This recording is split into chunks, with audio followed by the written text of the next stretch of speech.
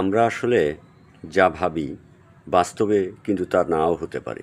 ভিডিওতে দেখুন, দেখলেই বুঝতে বিচ্ছেদের পারবেন। প্রায় 1 বছর পর আমি আমার প্রাক্তনকে মেসেজ দিয়ে বলছিলাম, আজকে আমার বিয়ে, আর আমার বিয়ের মাত্র বাকি 2 ঘন্টা আছে। আপনার যদি শেষবারের মতো কিছু বলার থাকে তাহলে আপনি আমার সাথে দেখা করতে পারেন। এরপর আমি আমার বিয়ের শেষ মুহূর্ত পর্যন্ত তার জন্য অপেক্ষা করেছিলাম, তবে সে আসেনি। অথচ আমি ধরে নিয়েছিলাম হয়তো সে আমার উপরে অভিমান করে আসেনি।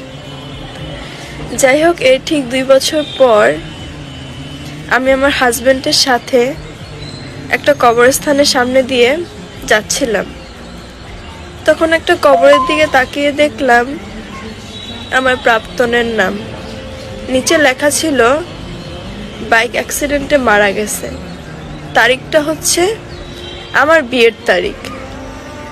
ওখানে আরো লেখা ছিল যে কোথাও তাড়াহুড়ো করে যাওয়ার টাইমে ট্রাকের সংঘর্ষণে অ্যাক্সিডেন্ট হয়।